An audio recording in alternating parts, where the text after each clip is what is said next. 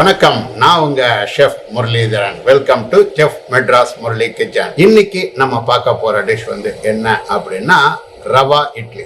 இந்த ரவா இட்லி எப்படி செய்யறது, இதுக்கு தேவையான பொருட்கள் என்னென்ன அப்படிங்கறத பார்க்கலாமா? வாங்க வீடியோக்குள்ள போலாம்.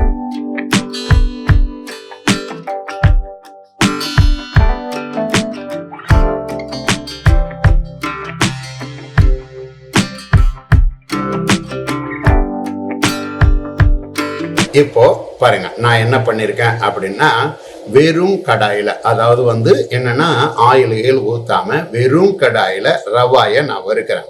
ஸோ நான் இது வேற ஒரு இடத்துல தான் நான் பண்ணேன். அதை தான் நான் உங்களுக்கு இப்போ வீடியோவா எடுத்து காட்டுறேன். இப்போ இந்த ரவா நல்லா வறுக்கணும். ஸோ எப்படி வறுக்கிறோம் அப்படின்னா, ரவால முதல்ல வறுத்துக்கிட்டே இருக்கும்போது ரவால கொஞ்சம் கலர் மாறணும். அதாவது கலர் மாறுறது எப்படி அப்படின்னா, அந்த ரவால வெள்ளையாவே இருக்கிற ரவா லைட்டா மேல சிகப்பு சிகப்பா, அந்த புள்ளி புள்ளியா சிகப்பு சிகப்பா வர்ற மாதிரி வரும். அந்த அளவுக்கு நீங்க வறுக்கணும். இப்போ பாருங்க, நான் ரவாவை எப்படி வறுத்திருக்கேன் அப்படின்னு சொல்லி இந்த மாதிரி இப்போ நான் கைகள்ல காட்டுறேன் இல்லையா, இந்த மாதிரி ரவாவை நல்லா அருமையா மேல புறப்புறன்னு வர்ற மாதிரியும் அதே மாதிரி நல்ல சுட சுட இருக்கிற மாதிரியும் ரவாவை நீங்க வறுத்து வச்சுக்கங்க. இப்போ நான் என்ன பண்றேன் அப்படின்னா, ஒரு கடாயில நெய் வேணாலும் வச்சுக்கலாம், இல்ல ஆயில் வேணாலும் வச்சுக்கலாம். அது உங்களுடைய விருப்பத்தை சேர்ந்தது.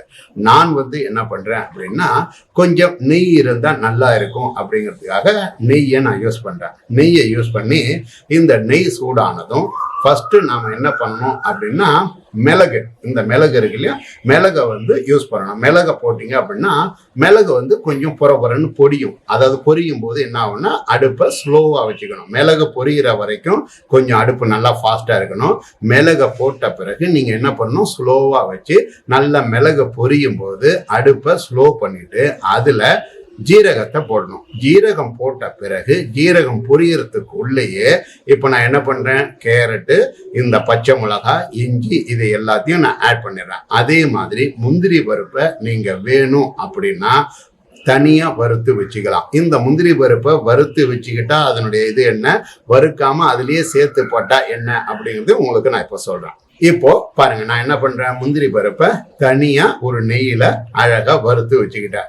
ஏன் இப்படி வறுத்து வச்சிருக்கேன் அப்படின்னா, இதை நம்ம மாவோட சேர்த்து உள்ள போட்டுட்டோம் அப்படின்னா ஒருத்தருக்கு 2 முந்திரி பருப்பும் கிடைக்கும், ஒருத்தருக்கு முந்திரி பருப்பே கிடைக்காமையும் இருக்கும். அதுக்காக நான் என்ன பண்ணுவேன் அப்படின்னா, அந்த இட்லி தட்டுல முந்திரி பருப்பை வச்சுட்டு அது மேலதான் நான் மாவை ஊத்துவேன். அப்போ நல்ல எல்லாருக்குமே முந்திரி பருப்பு ஈவனா கிடைக்கிற மாதிரி இருக்கும். அப்படிங்கிறதுக்காக நான் இப்படி பண்ணிருக்கேன். இப்போ பாருங்க, நான் என்ன பண்றேன், தயிர் மிக்ஸ் பண்றேன். ஸோ தயிர் நம்ம ரவா இட்லிக்கு தயிர் தான் நிறைய இருக்கணும். ஸோ உளுந்து மாவுல நீங்க யூஸ் பண்ணீங்க அப்படின்னா அது ரொம்ப நல்லா இருக்காது. அதாவது உளுந்து போட்டாச்சுன்னா ரவை ரொம்ப நேரம் ஊறிடும். அப்போ இட்லியில அந்த ஒரு மாதிரி புள்ளி புள்ளியா ரவை இருக்கிற மாதிரி வரவே வராது. அதுக்காக தான் நான் என்ன பண்றேன் அப்படின்னா, தயிர் நான் யூஸ் பண்றேன். இது நான் ஒரு கம்பெனி தயிர் தான் நான் யூஸ் பண்றேன். நீங்களும் எந்த கம்பெனி நல்லா உங்களுக்கு பிடிச்சிருக்கோ அந்த மாதிரி நீங்க வாங்கிக்கோங்க. இப்போ இந்த தயிரை நல்லா விஸ்க் வச்சு நல்லா பீட் பண்ணணும். அதாவது எப்படின்னா, அதுல அந்த கட்டி கட்டியா வரும் இல்லையா, அது மாதிரி இல்லாத மாதிரி பண்ணிட்டு நாம என்ன பண்ணணும், இப்போ நம்ம தயிரை பீட் பண்ணியாச்சு. இப்போ நான் என்ன பண்றேன் அப்படிங்கிறத பாருங்க. இந்த தயிர்ல நான் என்ன பண்றேன் அப்படின்னா, ஃபர்ஸ்ட் இந்த மிளகு, ஜீரகம், பச்சை மிளகாய், இஞ்சி போட்ட தாளிப்பை நான் இதுல ஆட் பண்றேன். இப்போ இந்த தாளிப்பை போட்ட பிறகு வறுத்த ரவைய நான் இதுல ஆட் பண்றேன் பாருங்க. சோ வறுத்த ரவையும் ஆட் பண்ணிட்டு இதன் பிறகு இதை நல்லா நம்ம கொஞ்சம் உப்பு போடணும். சோ இங்க நீங்க ஒரு சில விஷயங்களை கவனிச்சுக்கணும். அதாவது என்ன அப்படின்னா, இட்லி இந்த ரவாவை போட்டு நாம் நல்லா கலக்கும் போது, தயிரோட சேர்ந்து கலக்கும் போது இட்லி மாவுனுடைய பதம் எப்படி இருக்கணும் அப்படின்னா, நாம இட்லி செய்யும் போது நம்ம சேனல்ல ஆல்ரெடி அதாவது புழுங்கரிசி ரவையில யூஸ் பண்ற இட்லி எப்படி பண்றது அப்படின்னு உங்களுக்கு காட்டியிருப்பேன். அந்த மாதிரி அந்த மாவு பதம் ஊறி ஃபெர்மெண்டேஷன் ஆனா எப்படி லூஸா வருமோ அந்த பதத்துக்கு இந்த மாவை ஃபர்ஸ்டே நீங்க கலக்கி வைக்கணும். அப்போதான் ஊற ஊற சரியா இருக்கும். இப்போ நான் வந்து என்ன பண்றேன், ரவையை போட்டாச்சு, எல்லாம் போட்டு மிக்ஸ் பண்றேன். பார்த்தீங்களா, மிக்ஸ் பண்ணும்போது கொஞ்சம் தண்ணி ஆட் பண்ணிக்கிட்டேன். இந்த தண்ணி ஆட் பண்ணி நல்லா மிக்ஸ் பண்ண பிறகு இதுல நான் வந்து கேரட்டையும் யூஸ் பண்ணிட்டேன். ஸோ கேரட் போட்டாச்சு, கொத்தமல்லியும் போட்டாச்சு, கருவேப்பிலை போட்டாச்சு, ஆல்ரெடி நம்ம தாளிப்பும் போட்டாச்சு. ஸோ இப்போ இந்த மாவு நமக்கு ரெடியா இருக்குது. இப்போ எடுத்து காட்டுருவேன்.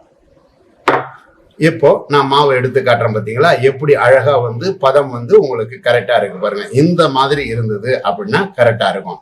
இப்போ பாருங்க, நமக்கு வந்து எல்லாம் மாவு ரெடியா இருக்குது. இப்போ நான் வந்து இட்லி தட்டுல ஊத்த போறேன். இப்போ நீங்க என்ன பண்ணுவோம், ரவா இட்லிக்கு வந்து எப்போதும் இட்லி பானையில வைக்கிற தண்ணி இருக்கு இல்லையா, இதை விட கொஞ்சம் ஜாஸ்தி வைக்கணும். காரணம் என்ன அப்படின்னா, ரவா வந்து பச்சை ரவா, அதாவது வந்து வறுத்த ரவா, அது கூட நம்ம இந்த தாளிப்பு சேர்த்திருக்கோம். இது கூட வந்து இது வேகிறதுக்கு 10 நிமிஷம் அப்படிங்கிறது, சாதா இட்லி 10 நிமிஷம் அப்படின்னா இந்த இட்லி மட்டும் 18 நிமிஷம் அளவுக்கு ஆகும். அப்போ அதுக்கு தகுந்த மாதிரி நீங்க வந்து இட்லிய நல்லா வந்து வேகிறதுக்கு தகுந்த அளவுக்கு தண்ணி வச்சுக்கணும். இப்போ இட்லி பான்ல நான் தண்ணி வச்சாச்சு. ஸோ இப்போதான் நீங்க நல்லா கவனிக்கணும் என்ன பண்ண போறேன் அப்படிங்கிறத பாருங்க. இப்போ பாருங்க, நான் வந்து என்ன பண்ணியிருக்கேன், இட்லி தட்டுல துணி போட்டுட்டேன். போட்ட பிறகு நான் என்ன பண்ணியிருக்கேன், 2 முந்திரி பருப்பா வைக்கிறேன் பாருங்க. ஸோ 2 முந்திரி பருப்பா வச்சா ஒரு இட்லியில அழகா மேல நம்ம எடுக்கும் போது பாத்தீங்க அப்படின்னா அந்த முந்திரி பருப்பு நல்லா இருக்கும். ஏற்கனவே நான் சொல்லியிருக்கேன் இல்லையா, வறுத்து வச்ச முந்திரி பருப்பை ஏன் வறுத்து வைக்கிறேன்னு, இந்த பர்பஸ்க்காக தான் நான் வறுத்து வைக்கிறேன். இப்போ இட்லி தட்டுல பூரா வச்சாச்சு. இப்போ மாவு நான் ஊத்துறேன் பாருங்க. இப்போ மாவு அதே மாதிரி இப்போ நம்ம இட்லி தட்டுல ஊத்துறோம் இல்லையா, இந்த ரவா இட்லி மட்டும் நிறைய ஊத்தக்கூடாது. அதாவது இட்லி வந்து ஒரு தட்டுல வந்து முக்கால் பகுதி தான் ஊத்தணும் அப்படிங்கிறது பாதி பேருக்கு தான் தெரியும், பாதி பேருக்கு தெரியாது. நீங்க ஒரு ஃபுல்லா ஊத்திட்டீங்க அப்படின்னா அது வெந்து மலர்ந்து வரும்போது இட்லியோ அல்லது எதுவுமே ஹார்டா இருக்க மாதிரி இருக்கும். இந்த ரவா இட்லிக்கு இட்லி தட்டுல கொஞ்சம் கொஞ்சமா ஊத்துறேன் பாருங்க. ஸோ இதை மாதிரி எல்லாம் ஊற்றியாச்சு இல்லையா, இப்போ இட்லி பானையில் வைக்கலாம். நான் வந்து இது வந்து வேற ஒரு இடத்துல போய் நான் செஞ்சேன். அதனால தான் நான் வந்து ஒரு பெரிய இட்லி ஸ்டீமர் மாதிரி பாத்திரத்தை இருக்கிற மாதிரி பண்ணுறேன். உங்கள் வீட்டில் நீங்கள் செஞ்சீங்க அப்படின்னாலும் இட்லி பானையில் வைக்கிறதா இருந்தாலும் இதே மெத்தட்லேயே பண்ணுங்க. இப்போ பாருங்க, நான் உள்ள தள்ளிட்டு எவ்வளோ ஆவி வெளியில் வருது பார்த்தீங்களா. இதை மாதிரி வந்த பிறகு நாம் வந்து சுமார் 18 நிமிஷம் அளவுக்கு இதை வேக வைப்போம். வேக வச்சுட்டு காட்டுறேன்.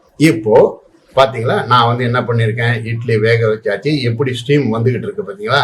இப்போ இட்லியை நான் எடுக்கிறேன் பாருங்க. ஸோ இப்போ இட்லி எப்படி இந்த தட்டுல இருந்து நான் வந்து என்ன பண்ணிருக்கேன், நான் வந்து ஃபுல்லா கீழே வந்து சில்வர் டேபிள் தான், அதாவது வந்து சில்வர் டேபிள்ல நான் வந்து அப்படியே வேணாலும் எடுக்கலாம், இல்லை நம்ம வந்து துணி போட்டு நான் ஒரு சைடு வந்து ஏன்னா இப்போ வந்து நான் பண்றது வந்து 200 இட்லி பண்றேன்.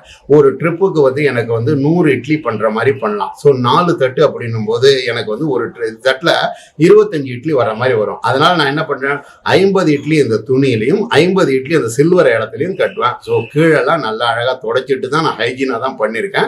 இப்போ பாருங்க, நான் இட்லி தட்டுல இருந்து எப்படி தட்டுறேன் பாருங்க. ஸோ இட்லி தட்டுல இருந்து தட்டினதுமே அந்த துணியிலையும் நம்ம நினைச்சு பண்ணதுனால எப்படி இந்த ரவா இட்லி அருமையா வருது பாத்தீங்களா. ஸோ மேல பாத்தீங்க அப்படின்னா முந்திரி பருப்பு இருக்குது, அதே மாதிரி கடுகு, அதாவது நம்ம போட்ட மிளகு, ஜீரகம், தாளிப்பு, கேரட்டு எல்லாம் போட்ட பிறகு இட்லி எவ்வளவு சூப்பரா வந்திருக்கு பாருங்க. இப்போ பாத்தீங்கன்னா தெரியும் உங்களுக்கு ரவா இட்லி எவ்வளவு அருமையா ரெடியா இருக்கு அப்படிங்கிறது. இப்போ இதே மாதிரி தான் நான் வந்து இன்னொரு 100 இட்லியையும் நான் வந்து ரெடி பண்றேன். ஸோ 200 இட்லியும் ரெடி பண்றது நான் காட்டல, உங்களுக்கு 100 இட்லி ரெடி பண்றது தான் நான் காட்டியிருக்கேன். மறுபடியும் 100 இட்லி இதே மெத்தட்ல தான் நான் பண்ணிருப்பேன். ஸோ நீங்க வீட்டில் பண்றதா இருந்தாலும் நான் சொன்ன அளவுகளை வச்சு பண்ணீங்க அப்படின்னா ரவா இட்லி ரொம்ப டாப்பா வரும். இப்போ சுவையான ரவா இட்லி ரெடி. நான் வந்து 200 இட்லியும் காட்டல, உங்களுக்கு சும்மா தட்டுல பாருங்க, சும்மா ஒரு 5 இட்லி மட்டும்தான் உங்களுக்கு சாம்பிளா காட்டின மாதிரி காட்டியிருக்கேன். செஃப் மெட்ராஸ் முரளி கிச்சன்ல செஞ்ச இந்த டிஷ்ஷை உங்க வீட்டுல செஞ்சு பாருங்க. செஞ்சு பார்த்து உங்களுடைய ஃபீட்பேக்கை கீழே இருக்கிற கமெண்ட் பாக்ஸ்ல பதிவு பண்ணுங்க. இந்த வீடியோ பிடிச்சிருந்தது அப்படின்னா லைக் பண்ணுங்க, ஷேர் பண்ணுங்க, மறக்காம நம்ம சேனலை சப்ஸ்கிரைப் பண்ணுங்க. இது மாதிரி சூப்பரான வேற ஒரு டிஷ்ல வேற எபிசோட்ல உங்களை சந்திக்கிறேன். அதுவரை உங்களிடமிருந்து விடைபெறுவது உங்கள் ஷெஃப் முரளிதரன். நன்றி.